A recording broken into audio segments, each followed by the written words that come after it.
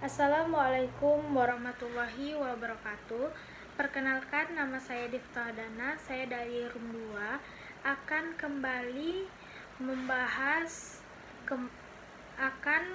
kembali membahas materi dari kelompok 5 yang berjudul Permasalahan, Perkembangan, dan Pemecahan Permasalahan berdasarkan teori. Pembahasan pertama yaitu pengertian dari masalah. Menurut Martin, masalah timbul jika ada kesenjangan antara kenyataan dan harapan. Masalah adalah situasi di mana ada sesuatu yang diinginkan, tetapi belum diketahui cara mendapatkannya. Sesuatu merupakan masalah bagi seseorang apabila sesuatu itu baru dan sesuai dengan kondisi yang memecahkan masalah. Dan kondisi yang memecahkan masalah memiliki pengetahuan prasyarat. Selanjutnya ada tahap pemecahan masalah. Menurut Evans, pemecahan masalah adalah suatu aktivitas yang berhubungan dengan pemilihan jalan keluar atau cara yang cocok bagi tindakan dan mengubah kondisi sekarang atau preset stance menuju kondisi yang diharapkan. Langkah-langkah pemecahan masalah meliputi pemecahan masalah, mencari beberapa gagasan bagi pemecahan. Yang ketiga ada memilih salah satu yang memungkinkan. Yang keempat, melaksanakan serta mengevaluasi hasil-hasilnya. Selanjutnya ada cara-cara mempresentasikan masalah.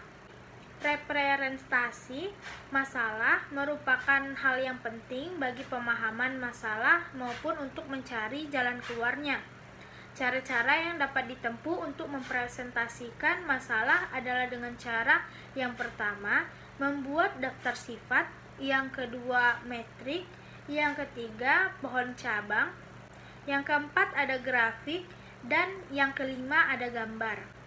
Selanjutnya, faktor-faktor yang mempengaruhi pemecahan masalah ada 4. Yang pertama, mental set atau presence of set. Yang kedua, perceptual added frame.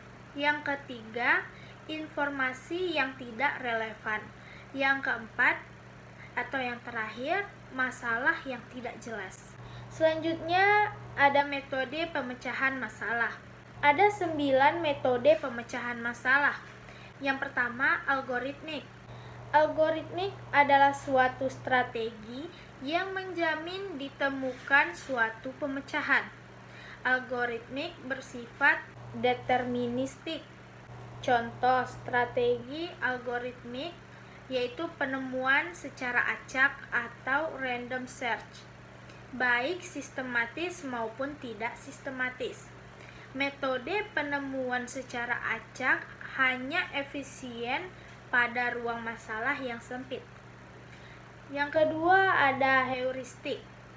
Heuristik adalah proses penggunaan pengetahuan seseorang untuk mengidentifikasi sejumlah cara atau yang akan ditempuh dan dianggap menjanjikan bagi penemuan pemecahan suatu masalah. Yang ketiga ada proximity metode. Seseorang menempuh jalan atau cara yang dipersepsi lebih mendekati tujuan yang diinginkan. Dan yang keempat ada analogi. Analogi merupakan cara yang sering digunakan orang, terutama hal ini sangat berguna bagi masalah yang relatif baru. Analogi dapat dilakukan dengan cara membandingkan pola masalah yang tengah dihadapi dengan pola masalah yang serupa yang pernah dialami baik oleh orang yang bersangkutan atau orang lain. Yang kelima ada matching.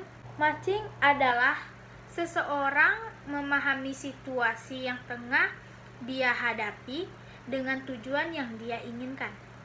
Yang keenam ada generatance method atau pemecahan masalah yang membutuhkan 2 tahap proses.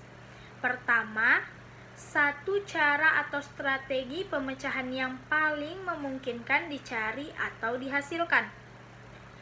Yang kedua, gagasan pemecahan yang dihasilkan itu lalu diuji apakah dapat berjalan dengan baik atau efektif. Jika belum berhasil, akan dicari pemecahan yang lain yang paling memungkinkan, kemudian diuji atau dipraktekkan. Cara seperti ini harus dilakukan sampai akhirnya ditemukan jalan pemecahan atas masalah itu. Selanjutnya ada mindset analysis. Strategi ini memfokuskan perhatian seseorang pada perbedaan antara keadaan yang dihadapi dengan keadaan yang diinginkan. Yang ke-8 ada backward search. Strategi ini dilakukan dengan berjalan mundur. Maksudnya, meminta orang memulai pada tujuan yang diinginkan atau goal stance dan bergerak mundur untuk menuju pada keadaan yang dihadapi semula atau original stance. Yang ke-9 atau yang terakhir ada forward search, strategi berjalan ke depan. Seseorang mulai dari kenyataan yang dia hadapi, kemudian secara bertahap bergerak menuju pada tujuan akhir yang diinginkan. Yang selanjutnya ada teknik sumbang saran. Teknik brainstorming dikembangkan oleh Alex Osborne yang merupakan teknik pemecahan masalah secara kreatif yang terkenal dan berhasil digunakan dalam menghasilkan gagasan-gagasan baru. Baiklah, sekian representasi saya. Apabila ada kata-kata yang salah atau apabila ada kata-kata yang kurang tepat, saya mohon maaf. Wabillahi taufiq wal hidayah. Wassalamualaikum warahmatullahi wabarakatuh.